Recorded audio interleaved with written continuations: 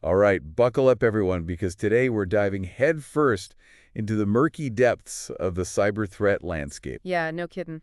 It's a real jungle out there. That's one way to put it. And we're going to hack our way through a whole pile of reports, Oh, yeah, fresh from the front lines, the good stuff. CISA, FBI, Symantec, Yeah, those guys. Malwarebytes, Kaspersky, All the heavy hitters. even some whispers from Palo Alto Network's Unit 42. Ooh, juicy. We're talking ransomware, info stealers, phishing, scams, you name it. The whole shebang. If it's keeping security pros up at night, we're covering it. No sugarcoating here, just the raw intel you need. Exactly, straight from the source. So let's kick things off with a ransomware group that's been making a lot of noise lately.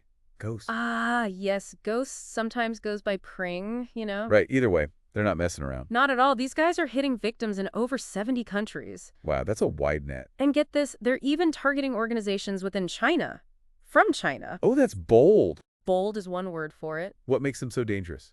Speed, pure and simple. They exploit known vulnerabilities, yeah, Right. and often deploy the ransomware within the same day they compromise a system. So we're talking about vulnerabilities in things like Fortinet, Microsoft Exchange. Oh, absolutely. Stuff everyone's using. So if those patches aren't applied, like yesterday, You're toast, basically. and I'm guessing they're using some pretty sophisticated tools? Oh, yeah, the FBI and CISA reports highlight things like Cobalt Strike, Sharp Zero Logon, Sharp GPP Pass. Catchy names. And get this, Cobalt Strike, it's actually commercially available. Seriously. So anyone can just buy this stuff. Pretty much, yeah. That's unsettling. It's a reminder that any tool can be used for good or evil. Yeah, point taken. And the ransom demands, we're talking tens to hundreds of thousands of dollars in cryptocurrency. So basically, don't get caught slipping. Exactly. Rapid response is a key here. All right, next up, let's talk about a target that's, well, maybe a little surprising. Max, right? Yeah, I know. For years, there's been this myth that Macs are somehow immune to malware. Right, the whole Macs don't get viruses thing. But that's just not true anymore, is it? Not even close. The landscape has shifted big time. So what are we seeing now?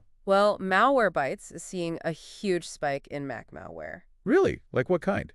Specifically, something called info stealers. Okay, InfoStealer, that sounds kind of ominous. Yeah, it's not pretty. Imagine malware that doesn't just grab your passwords, right? Okay. It can siphon data from your crypto wallets, your VPN configurations, even password managers like Bitwarden and KeePassXC. So basically, all your secrets gone. Pretty much, yeah. And these things are getting more and more sophisticated. So is there one in particular that's causing all the trouble? Yeah, there's this nasty one called Poseidon. Poseidon, huh? Only launched last summer, but it's already responsible for 70% of Mac info stealer detections. 70%? That's huge. Yeah, that's a 5-alarm fire right there. So where did this Poseidon thing even come from? Well, it was actually derived from another info stealer called Amos. Amos. Short for Atomic Stealer, yeah. And here's the kicker.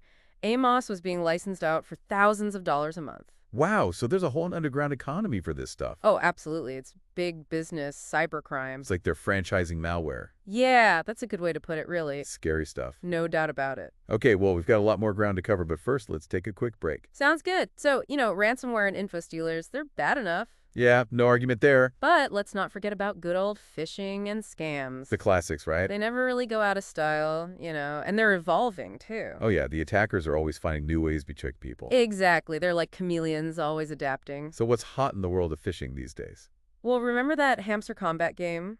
The one with the crypto? That's the one, yeah. Right. Well, attackers are using fake token sales and airdrop scams to target players. So they're preying on people's excitement for the game. Oh, absolutely. They know people are eager to get their hands on those tokens. So you get caught up in the hype and bam, you're out a bunch of money. That's the gist of it, yeah. But it's not just crypto scams either. Oh, I'm sure they've got plenty of other tricks up their sleeves. We're seeing a ton of phishing email disguised as urgent HR notifications. Oh, yeah, those are always fun. And fake social media offers promising free followers or premium subscriptions. Ooh, tempting. Don't fall for it, though. And then there's the good old business email scams. You mean like fake invoices and legal threats? Exactly. They're trying every angle they can think of. So it's a numbers game, basically. Cast a wide net and see what they can catch. Pretty much, yeah. Kaspersky says they blocked almost 900 million phishing attempts in 2024. 900 million? Jeez. It's a 26% increase from the previous year. So yeah, it's definitely still a big problem. Huge problem, and it's not getting any easier to spot these scams. Okay, brace yourself for this next one because it's a bit of a doozy.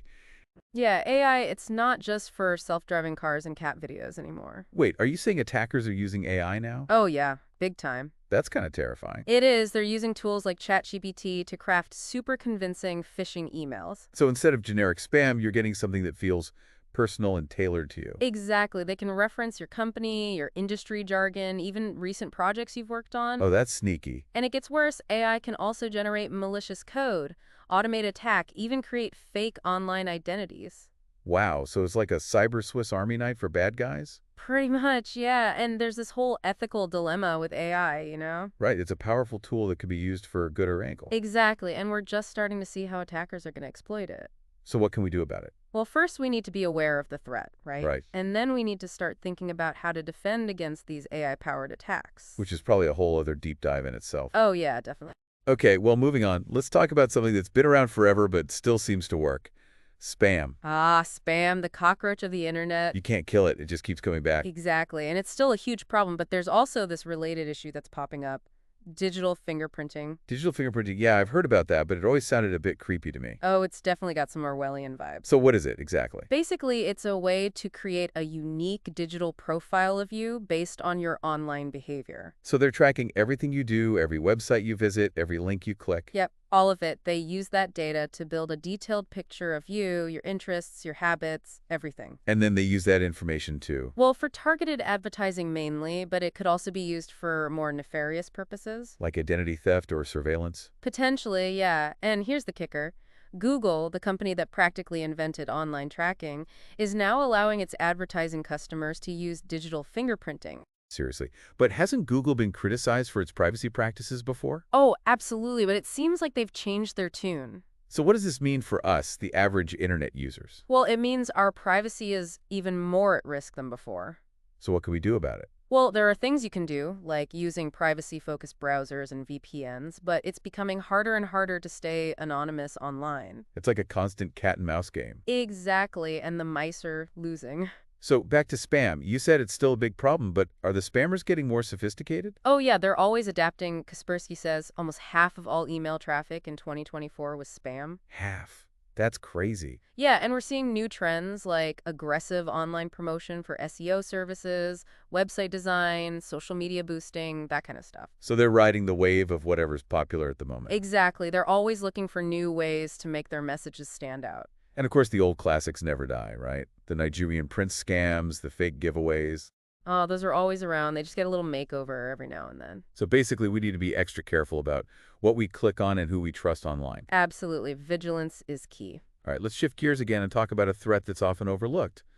Vulnerabilities in development tools and platforms. Ah, yeah, that's an interesting one. I know it might sound a bit technical, but it's important, trust me. No, for sure. I mean, this stuff is the foundation of the digital world, right? Exactly. So if there are vulnerabilities in those tools, the consequences could be huge. Absolutely. And Palo Alto Network's Unit 42 recently found a bunch of vulnerabilities in NVIDIA's CUDA toolkit. CUDA toolkit, for those who don't know, it's a set of tools used by developers to write code for NVIDIA GPUs. Right. Very popular in fields like AI and high-performance computing. So these vulnerabilities could potentially allow attackers to compromise developer environments. Oh, yeah. They could get access to sensitive code, intellectual property, even use those systems to launch further attacks. So it's like a backdoor into the software development process itself. Exactly. It's a big deal, and it highlights how important it is to think about security at every stage of development. Right. It's not just about protecting end-user devices anymore. No, it's about securing the entire software supply chain. So another layer of complexity in the already complex world of cybersecurity. You got it.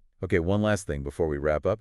Let's talk about the challenge of vulnerability overload. Ah, yeah, the fire hose of vulnerabilities, it's a lot to handle. It's like drinking from a fire hose, you know? There's just so much information coming at you all the time. Exactly. And the National Vulnerability Database, the NVD, they announced last year that they wouldn't be providing CVSS scores for all CVEs anymore. CVSS scores, those are the scores that help organizations prioritize vulnerabilities. Right. So now organizations are kind of scrambling to figure out how to assess risk without those scores. So it's like they took away the ruler we were using to measure the problem. Yeah, that's a good way to put it. So what are organizations doing to fill the gap? Well, some security vendors are stepping up. Rapid7, for example, they've integrated an AI model into their product to generate risk scores for CVs that don't have them. So AI to the rescue again. Pretty much, yeah. They claim their model's really accurate, too. Well, that's good news at least. Yeah, it's a step in the right direction for sure. It seems like AI is going to play an even bigger role in cybersecurity in the years to come. Oh, absolutely. It's already a game changer, both for the attackers and the defenders. So it's a double-edged sword, basically. You got it. It's a powerful tool that can be used for good or evil. Sounds like we're going to need another deep dive just to cover the implications of AI and cybersecurity. Oh, yeah, definitely a whole other rabbit hole to explore there. Well, that's a topic for another day. For now, I think we've covered enough ground for one episode. Yeah, I think we've given everyone plenty to think about. So let's wrap things up here. Any final thoughts? Just that the threat landscape is constantly evolving. You got to stay vigilant, stay informed, and never stop learning. Well said. Knowledge is power, after all, and that's what we're all about here on the Deep Dive. Exactly, giving you the intel you need to stay ahead of the curve. So until next time, stay safe out there. And keep those security patches up to date. So, wow, we've covered a lot of ground here. Yeah, no kidding. It's like a whirlwind tour of the cyber threat landscape. Ransomware, info stealers, AI-powered attacks, even spam is getting a high-tech makeover these days. It can feel kind of overwhelming, honestly. Yeah, it's a lot to keep up with, for sure. But the key takeaway here, I think, is that the threat landscape is constantly shifting. Right. What worked yesterday might not work tomorrow. Exactly. So you got to stay vigilant. You got to be adaptable. It's like a game of chess where the rules keep changing. Yeah, that's a good analogy. So instead of getting paralyzed by fear, we need to focus on what we can control, right? Absolutely. Patch those vulnerabilities, scrutinize every email, and stay informed about the latest tactics. Knowledge is power, right?